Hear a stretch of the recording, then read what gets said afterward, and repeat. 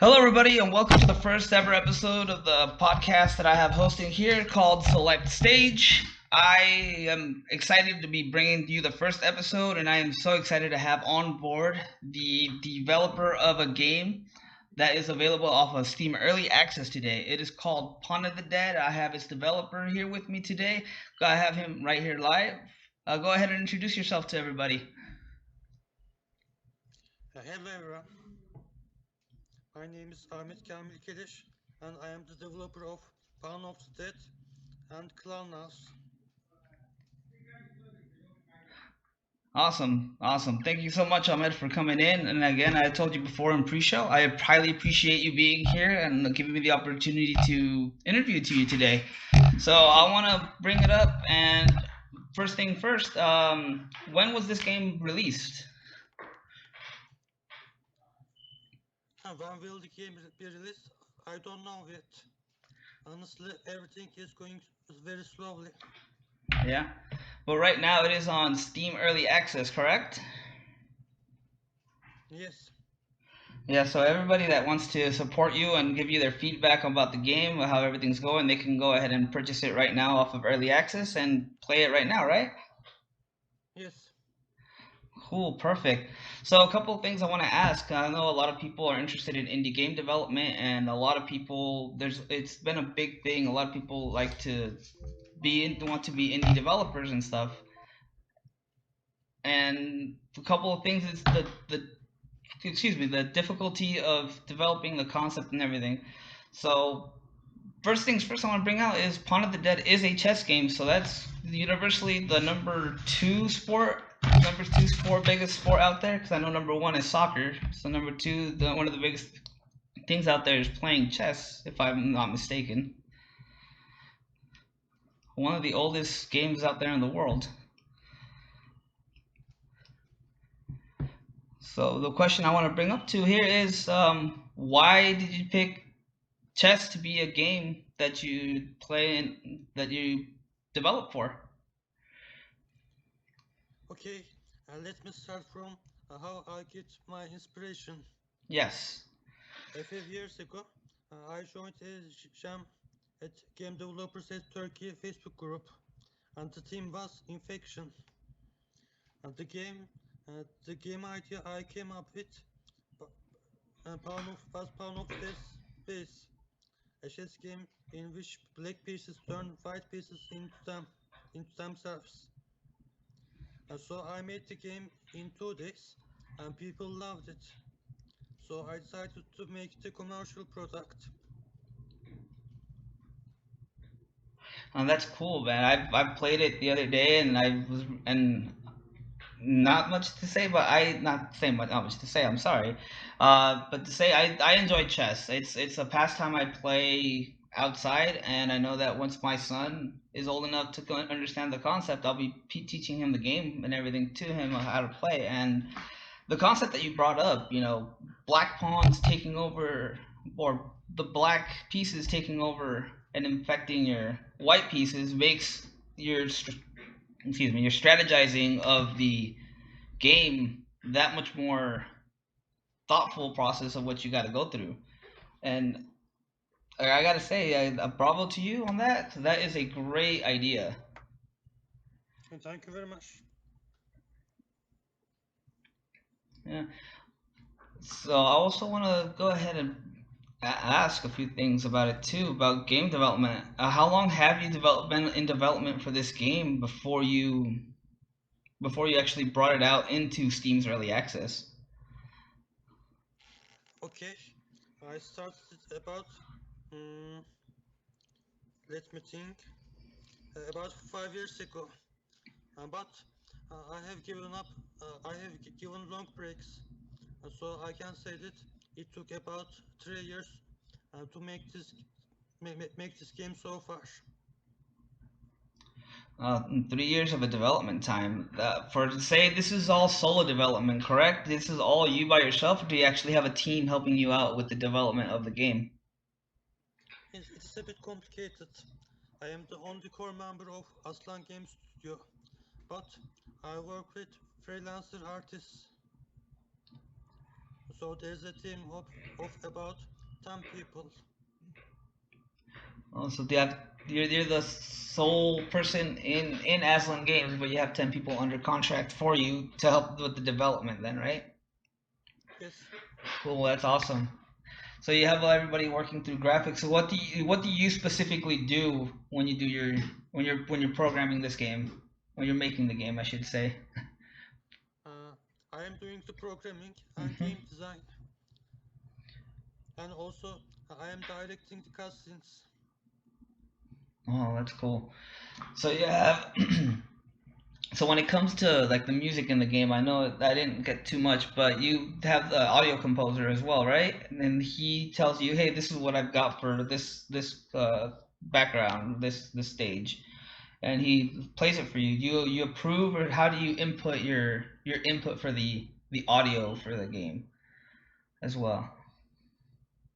Right.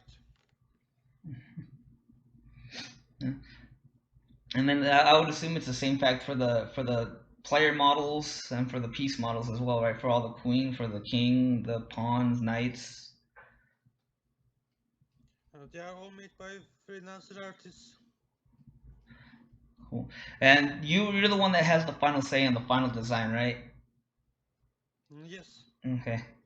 So I just want to go through for like your characters for like I know that you have that the white pawns and the black pawns and white and black pieces are all different. They're the same piece, but they have different models altogether. And I want to say that I really like the black piece inspiration that you have. I like how specifically with the black queen is more of like a witchy character that has crows coming out for her attacks, which I think it was ingenious just to show the difference between your white pieces and your black pieces. Brings a character to the it really brings a character to the play to the pieces that you have on the board that you're commanding. Thank you very much. Hmm. And I do like the uniqueness that you have. Every different piece has its own thing. Like the pawns, they do their brute force like slash and punching kind of thing with the black pieces, and then the white pieces have their battle lances and everything to attack. And your knights having the horse head helmet, and the bishops have that elephant head. Now that's the one thing that I want to bring up. Why the elephant head for the bishops? It is because in Turkish, bishop means elephant. I mean, the bishop piece's name is elephant. Hmm. So the characters are the mixture of English and Turkish names. Awesome, awesome. And then the rooks, they're just big stone towers that shoot laser eyes. And that's amazing. Thank you. Hmm. Great. Now I played through some of the campaign mode the other day, and it's kind of lacking in story wise. But that's what you're developing right now, correct? Yes, I didn't include the story yet. I'm going to include the whole cutscenes when the game is released because I don't want to spoil it yet. Oh yeah, that's good. 'Cause, the concept that you brought up on the Steam store, I find it very interesting for it as well. And not to have it on there is kind of a little disappointing kind of playing the early access. But it is how you said you don't want to spoil the story for anybody playing the early access, because it is how you said it's early access. It's early, and you're looking for feedback from players. You're looking to see how things are going. Correct? Yes, And I think most recently in your developer blog that I saw that you upped the peace movement, correct? They were moving a little bit sluggish for some players, or did you personally see more like no, it's actually moving a little slow. Let me adjust it. okay. A few months ago, I posted a new video on Reddit, and someone told that the characters move too slowly. Hmm. So I thought that it would be a good idea to fasten this movement. Yeah. Yeah, it's good. Good that you have that peace movement, because I'm playing the one where it's a little bit faster, so that's good. The peace movement, I think the way that I've played the build that you have up right now, I think the peace movement is great. It's not. too slow, but it's not fast enough where you like want to be like, oh, let's hurry up and finish up this level. No, no, it kind of makes you feel like I think that once you have your story in place, I think the movement right now, I don't know if you have plans to up the movement slightly a bit more or reduce it back a bit, but I think if once you have your story in place and how it's going to get played out, I think the pacing that it's going on, that's what's happening on the board itself, is well, is great to show whatever if you have any kind of threatening or foreboding kind of feel to it. It does bring to it. Right. Hmm. Awesome, awesome so much. And I also like the fact that you added the classic gameplay, so you can if people don't want to just play your game rules, your Pawn of the Dead rules, they can play regular chess. So that's an awesome kind of thing. Because again, who would want to play a chess game that isn't chess, right? Yes, I thought it would be a good idea. Yeah, and that's cool so much. And okay, so I know that you don't want to ruin much of the story, but I think you said no. I'm not gonna. I'm just gonna keep it. I'll let people read the description that you have up on your Steam store, so that way they can choose for themselves about that. But I think it's great that what you're doing. This is these kind of games. I mean, I know there's old chess games like the Chess Master 2000 or whatever those old chess games were, where it's just basic chess, and I mean that's a game that's everybody can say you can play. And I know that usually chess is pretty niche, as it were, because not that many people enjoy chess, as it were, because they prefer to have those action shooters and all that. But it's always good to go back to these kind of basic games, and adding those little twists that you have added to this game. Again, I find it interesting, the concept, and hats off for coming up with it and for running with it.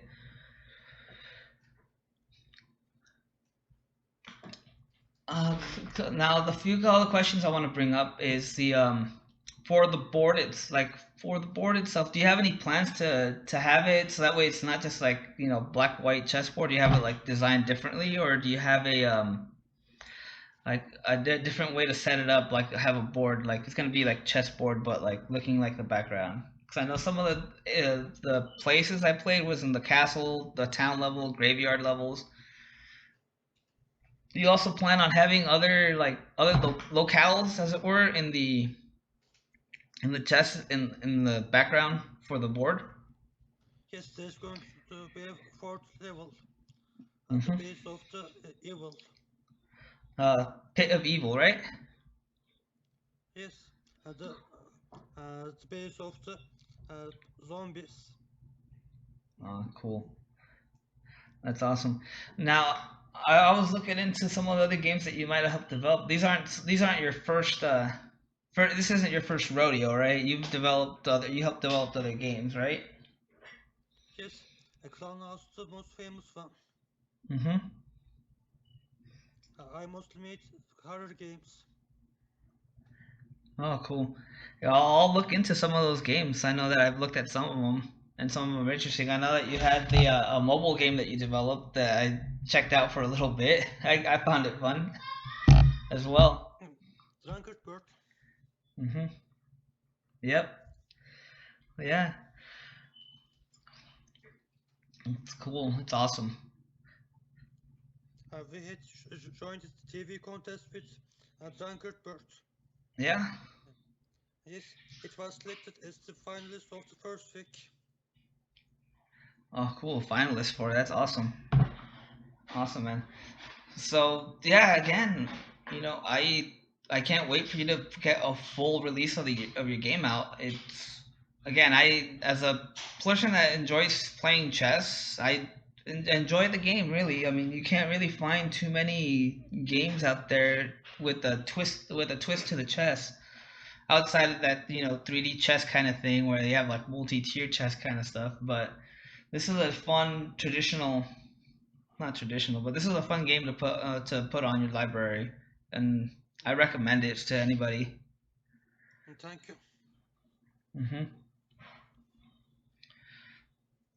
So again, I don't have really any other questions to say, other than it's a great development that you've got going on, and you have a great game in the works, and how it's mentioned it before plenty of times. I can't wait for the finished product to come out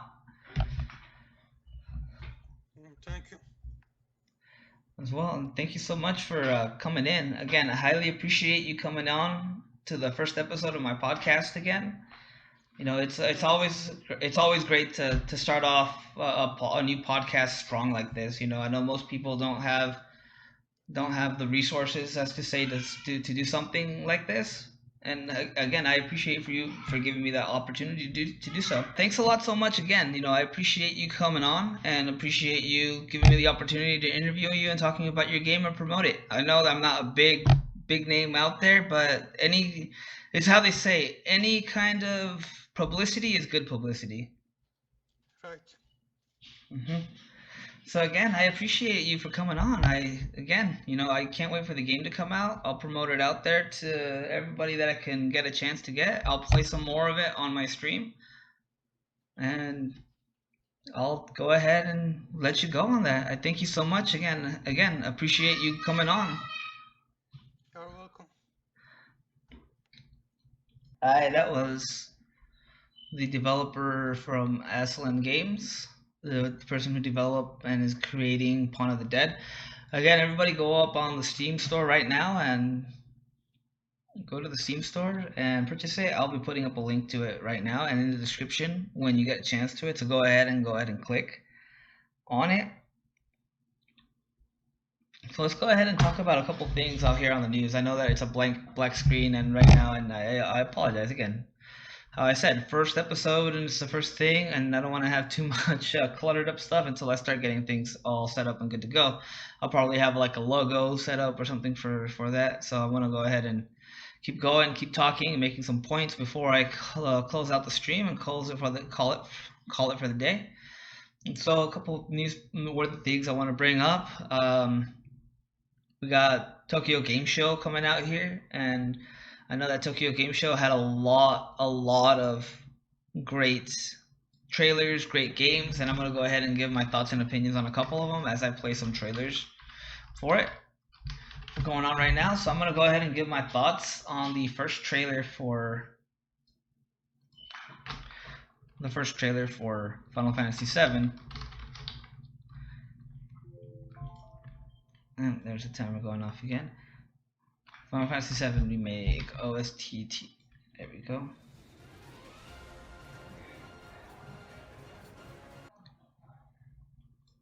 Oops. Alright, so the first trailer that dropped from Tokyo Game Show was Final Fantasy VII Remastered. Well, not the first, but this is the first one I actually watched. And I just want to say that most of the stuff that's going on in the trailer here, it's awesome. This right here, this new character that was brought into, let's see what's going on. So yeah, so let me rewind that video back a bit because I know that I was talking as things were going through here. I'm gonna go ahead and start it up again.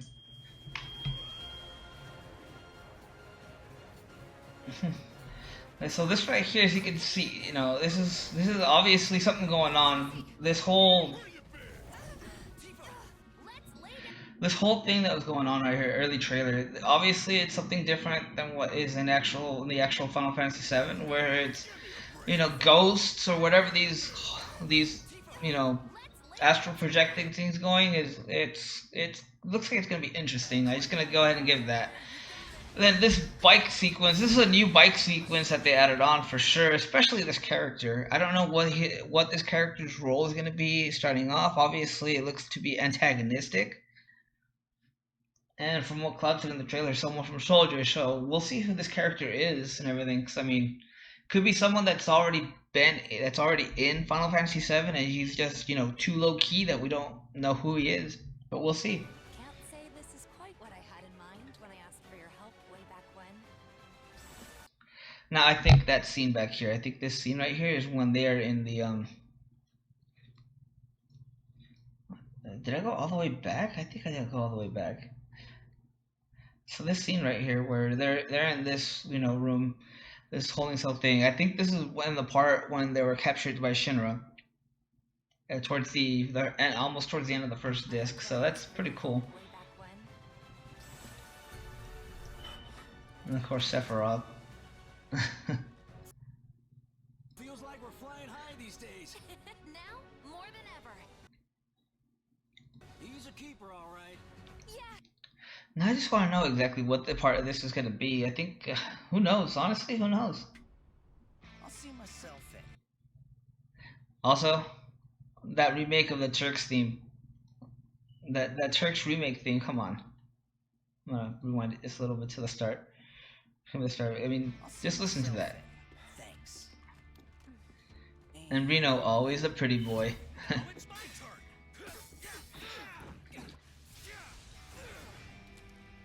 Hello, Aerith. What do you want? Wait a minute. Those eyes.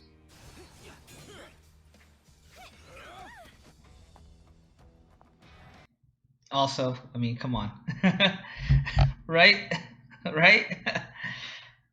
Don Cornelio. Corneo's got certain tastes. Don't be shy, little kitten. Shimmy on over and give Daddy some sugar. Okay. Now, I've read some stuff online saying that Don Cornel is voiced by Mark Hamill. I don't know if it's true or not. I haven't looked into it, but we'll see. I mean, if it's true, God damn, good freaking vocal casting on Square Enix part. Good vocal casting on their part. I just gotta say, I mean, they usually not rewind the video too much for this stuff, but I mean, this is a good line. If it is Cornel and it is Mark Hamill, god damn, that's freaking delivering. Shimmy on over and give Daddy some sugar. Now, the big question is, who is Cornel saying that to? Is he saying that to Cloud? To Miss Cloud? Or is he saying it to either Aerith or to Tifa? We'll see. We'll see when the game comes out. Be fine, right? After you.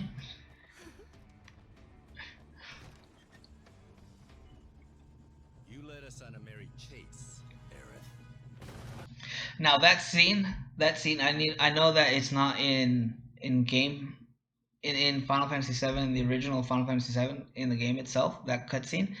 It's exposed to you when you're on the support pillar going up, and Aerith has already been captured, and she yells out to Barrett saying, "Don't worry, she's safe." Obviously, this cutscene will explain about what happened, so we'll probably take control of Aerith at some point and guide Marl through Sector 7 to get him to the sector where Aerith's mother is. So we'll see. We'll see how things go. Again, the ghost comes out. And again, this part here is all the battle going up the support pillar. Tifa gameplay a little bit. And showing off the minigames. These are different minigames that they showed off here. Well, this isn't a minigame. This is part of the whatever this is going to be. But this is the dart throwing. And then, come on. The squats. The squats minigame. And they added a pull-up minigame too, so that's cool. 3 characters. And then the frog transformation.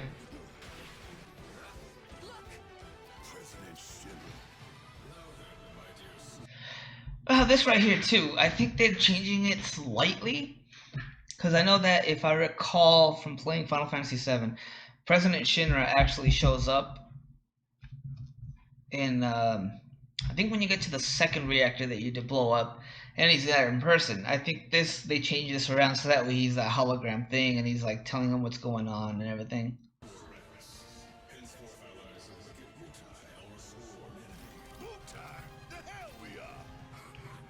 Wutai. So yeah, I think they're really expanding up on what the story is all about, the whole thing and everything. So we'll see. We'll see again. Everything comes down to we'll see. That's all that it is. As we'll see. And there's the summons. Ifrit. No, I know some of you didn't catch that first time through, but this is if that was Ifrit.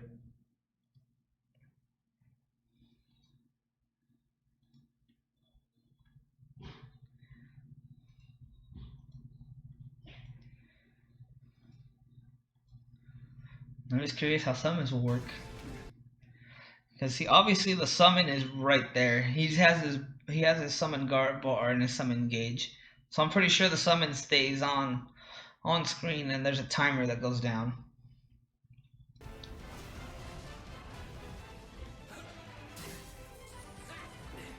Again, that final scene on the support pillar. The fight with the Turks.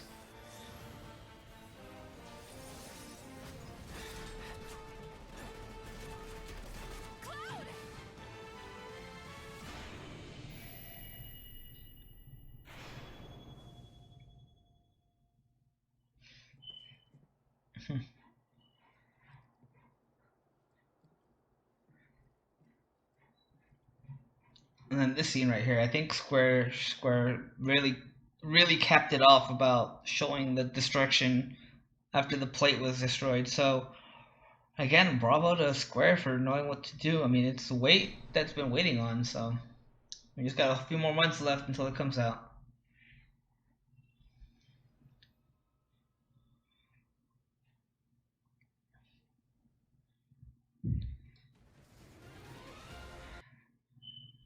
You see the Tokyo Game Show TGS trailers.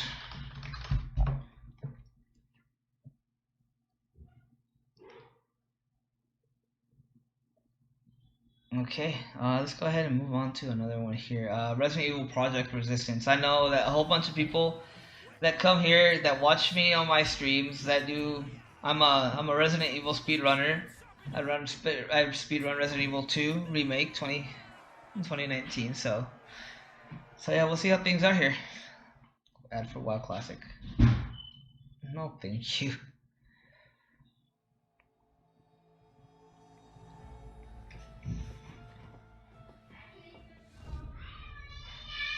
A top secret experiment in the outskirts of Raccoon City.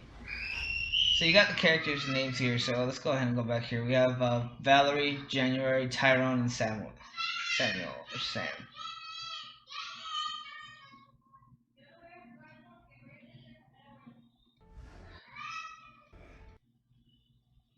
Yeah, Sam was quick. But here you got little things here. January, hacking damage, genius hacker, lone wolf, cynic. Jan will take any job as long as it pays well. She was commissioned by a reporter from Raccoon City Tabloid, the news comment, to find evidence of illegal dealings between the RPD and Umbrella. Jan was maybe a bit too good at her job and mysteriously went missing before she could relay her findings. So, this is nice little background stuff that you got. You got to pause the trailer to read some of these things. Let me see if I catch Tyrone's thing.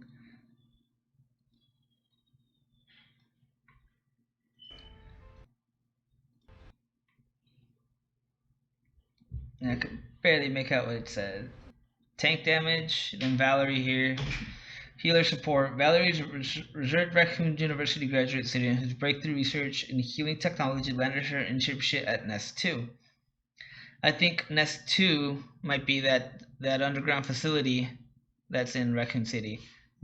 You know, the one that's in Resident Evil 2, the one that you go into? Unless that's Nest 1, but probably. Grew suspicious after one of her colleagues suffered from amnesia after being something in a top secret research project. Before she can unveil the truth, Valerie was kidnapped and forced to participate in a series of horrific experiments. Wow. So you have all these different ones, and this is ominous too. Like you have Mastermind, obviously. I'll watch the trailer beforehand. 5-minute timer.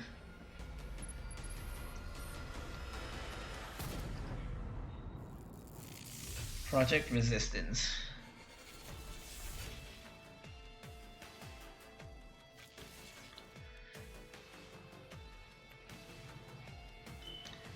Work together to escape.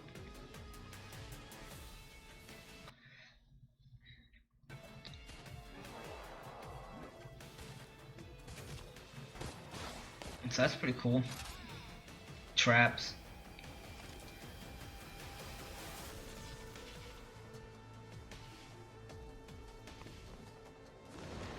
Tank gets reduced damage. Heal survivors. Melee.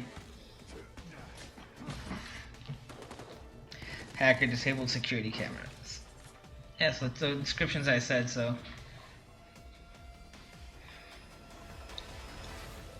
So you have a timer. You have to clear I think it's clear as many stages as you can, and then you have your mastermind. Setting stuff up, Jesus, like setting up traps.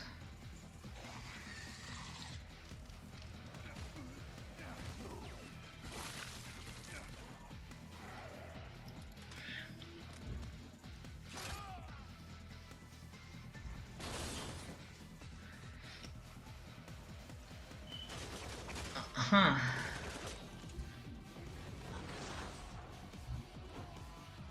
Zombie control.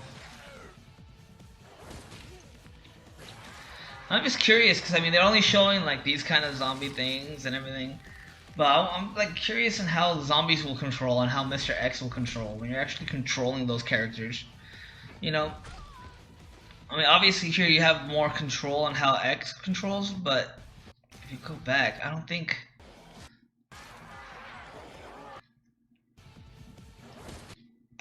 you have. Oh yeah, there it is. Just 2 attack commands. Let me go back, see if I can get back to it.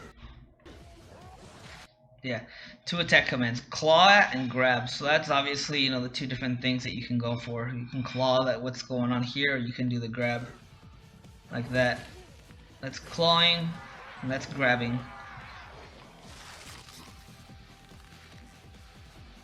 And being Mr. X. And these are different attacks too: Rampart, Hook Punch, Bull Rush, Pulverize, and Stalker. I wonder how each of those will work. That's Pulverize.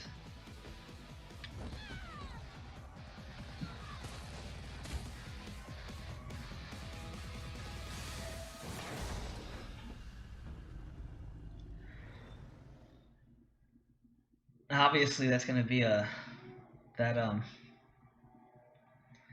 that's something there, because that's when you're busting through, when they busted through that, that's obviously it's something that's got behind that door that wasn't revealed, that Capcom doesn't want to show just yet, you know.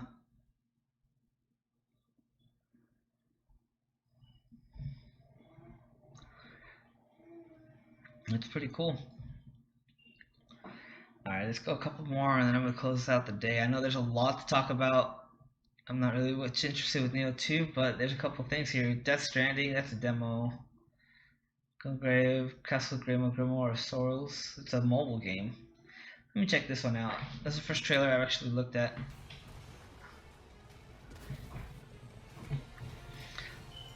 Astral Chain.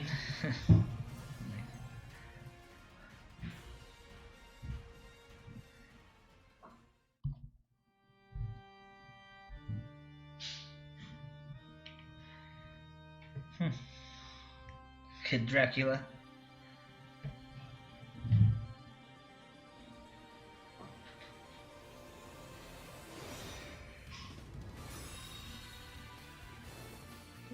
Grimoire of Souls.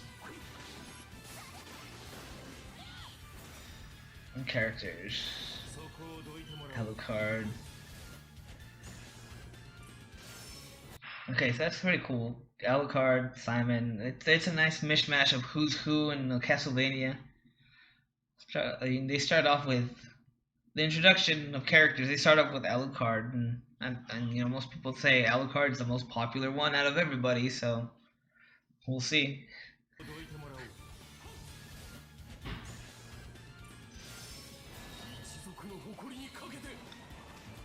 And there's Simon, making from a Smash debut. And Charlotte. And that's from Portrait of Souls. Maria Reynard. And that's her iteration in Rondo of Blood, if I recall.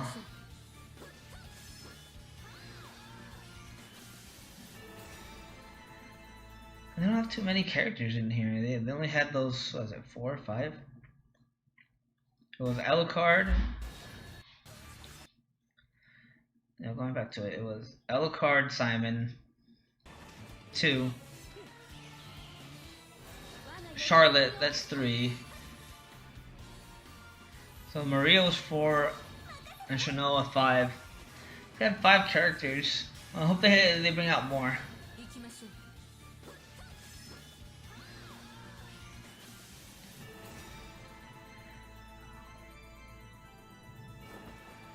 Yeah, there's more there, obviously. An older Maria. Let's go back.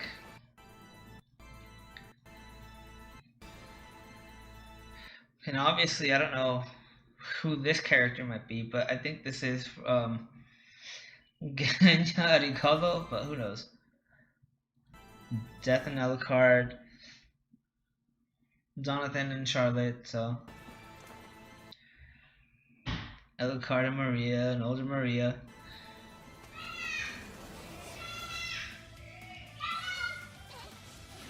Oh, you can customize your characters and your colors, nice.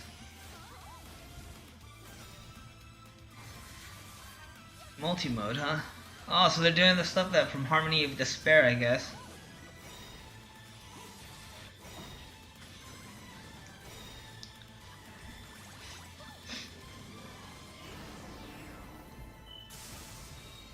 That's cool. Alright, last trailer for the day.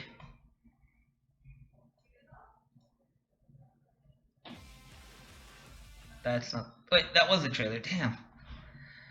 Alright, last trailer for the day.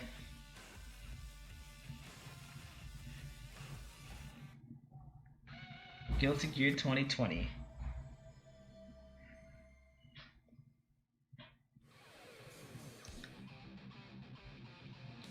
One, I gotta say, Guilty Gear music is always top tier. I don't... If you listen to all soundtracks from any Guilty Gear game, they are superb. Superb.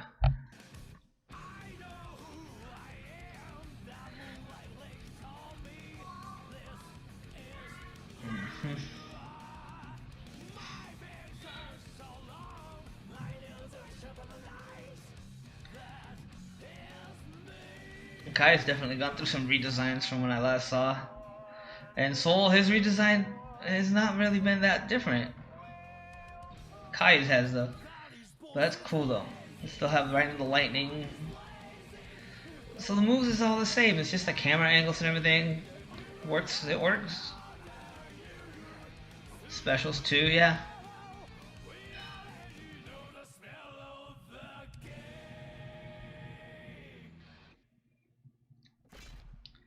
Here comes Daredevil. May.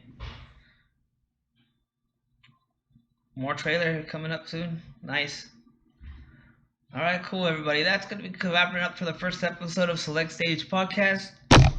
Once again, I thank so much the first interview for my podcast, and highly appreciate him taking time and coming on and talking about this game, Pawn of the Dead, Aslan Games. And, go on to Steam, go on to the Steam store and purchase the game. Let me go ahead and pop up Steam so you guys can see it. There you go, everybody. Let me go ahead and pop up this, close it up. Aslan Games Pawn of the Dead trailer for the Steam Early Access shop, so go ahead and jump on and get it. Leonard, we have a serious problem. Get your sword. We are under attack by an army of undeads. They turn our soldiers into undeads like themselves. We must end the infection before it spreads out.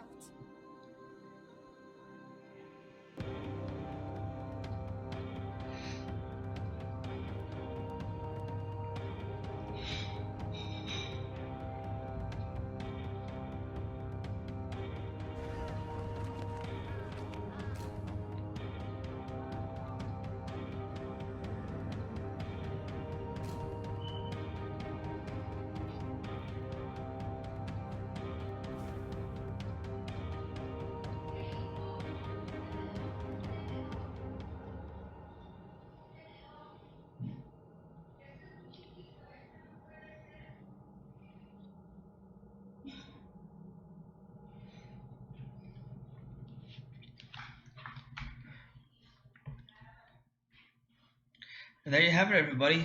Again, thank you so much for joining in on my first episode of the Select Stage podcast. Thank you so much, and have a good day. You all have a good one.